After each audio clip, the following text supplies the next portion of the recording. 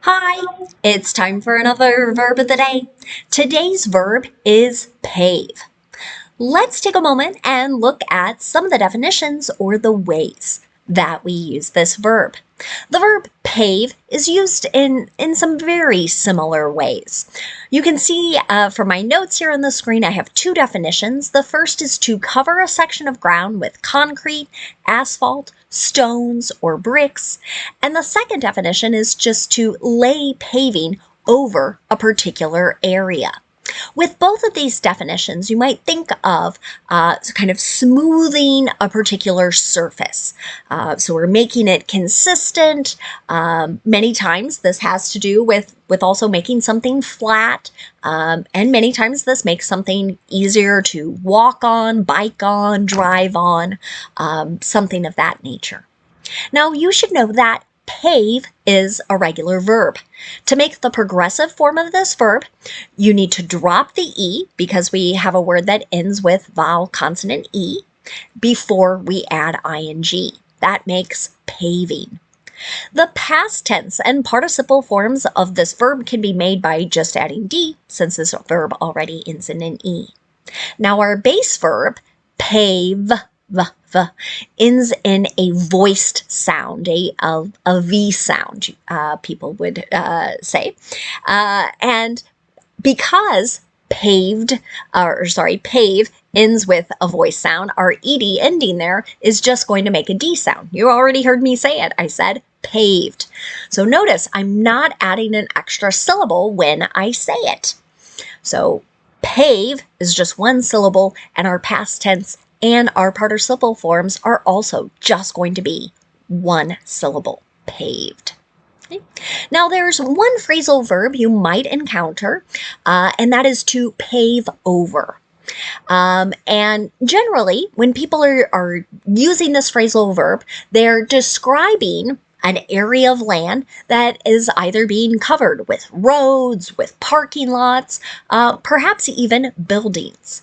An example of this might be, the farmland to the east of town will be paved over next year.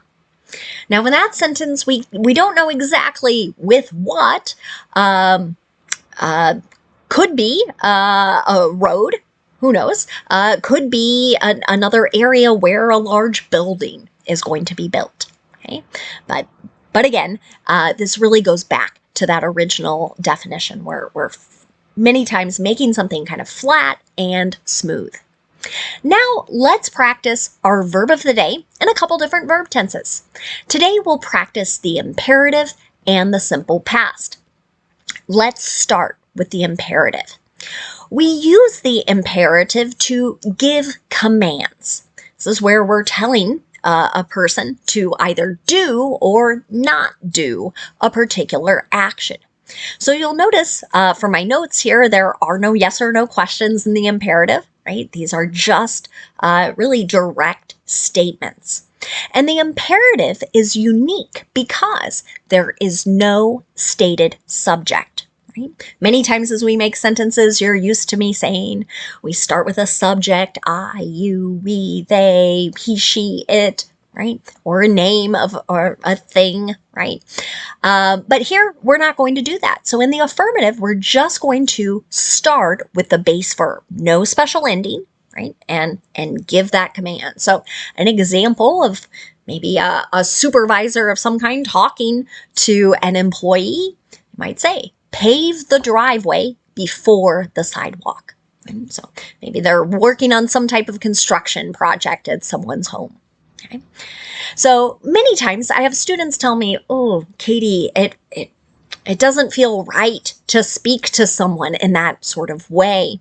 So remember, you can always add please to the beginning of an imperative sentence, or you could put please at the end to sort of soften or make things sound a little more polite. Now, if you want to make a negative imperative sentence, what you're going to do is start with do not and then use the base verb.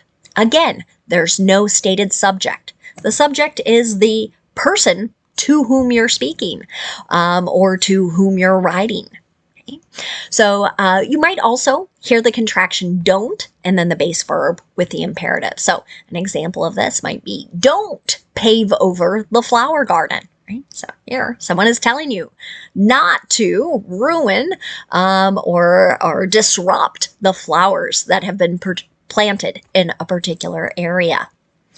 Now let's move on and talk a little bit about the simple past tense.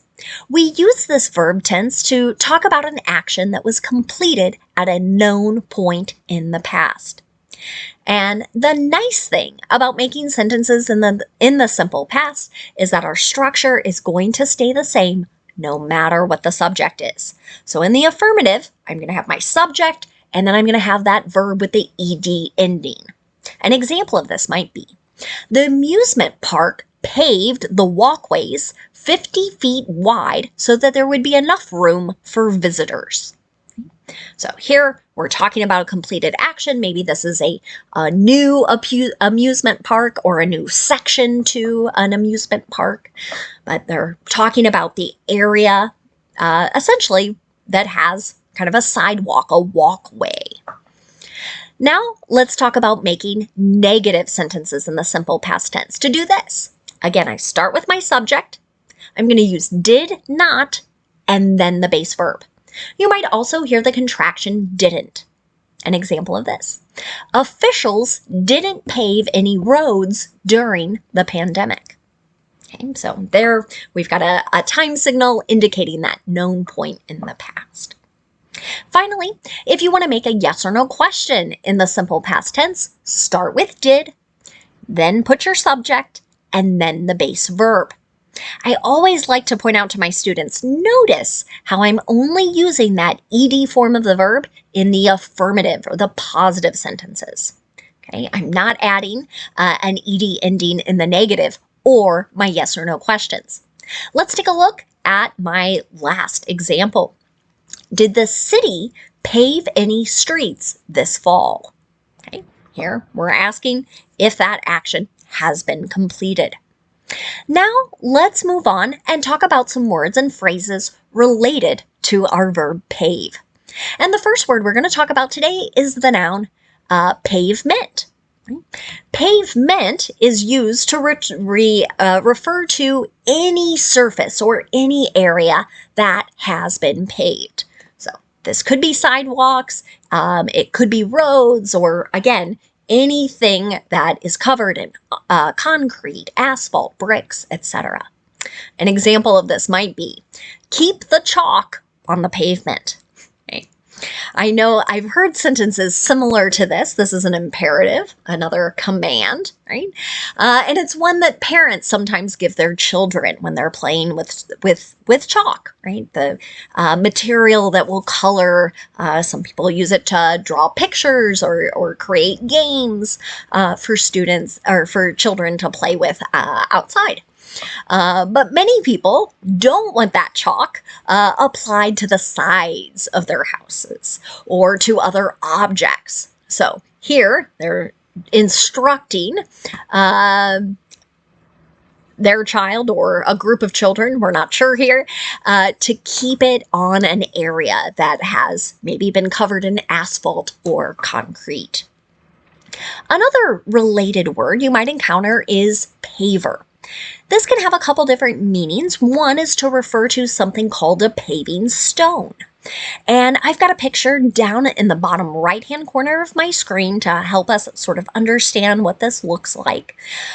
So some people will get things like this for their patios, other outdoor areas, maybe sidewalks. Some cities use things like this in different areas. But again, it's that idea of many things being formed to create an area on which one could walk or maybe drive.